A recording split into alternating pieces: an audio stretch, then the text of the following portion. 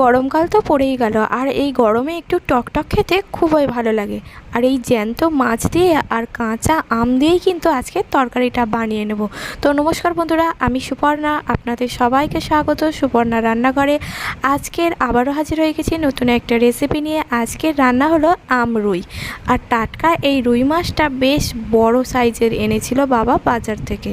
তো এই রুই মাছটা দিয়ে আজকের গাছের আম দিয়েই বানিয়ে নেব আম রুইটা। তো মাছটা ধুয়ে পরিষ্কার করে নিয়েছি, আর তার মধ্যে আমি দিয়ে দিলাম নুনটা ভালো করে মিশিয়ে নেওয়ার পর এবার এর মধ্যে দিয়ে দিলাম হলুদ গুঁড়ো। তো হলুদ গুঁড়ো আর নুনটা মিশিয়ে আমি প্রায় আধ ঘন্টা মতো রেখে দিয়েছিলাম। এবার মাছ ভাজার জন্য কড়াইতে সর্ষের তেল দিয়ে দিয়েছি, আর তেলের মধ্যে কিছুটা হলুদ গুঁড়ো আর নুন দিয়ে দিয়েছিলাম, যাতে মাছটা একদম কড়ার গায়ে কামড়েও না ধরে আর তেলটাও না ছিটকে গায়ে আসে।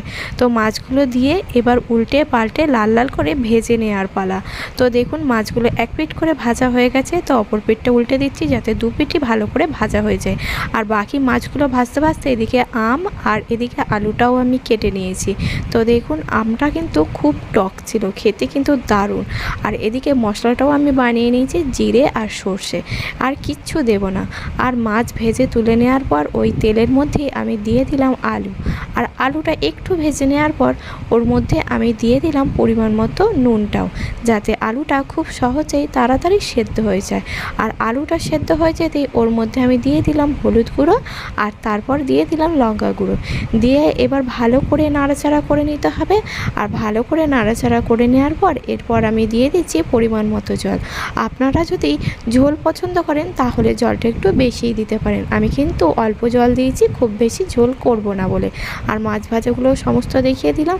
আর দেখুন আলুটা প্রায় সিদ্ধ হয়ে যেতে আমি এবার মাছ ভাজাটা দিয়ে দিলাম, দিয়ে একটু নাড়াচাড়া করে 2 মিনিট মতো মাছ ভাজাটার সাথে ঝোলটা ভালো করে ফুটিয়ে নামিয়ে নিয়েছি।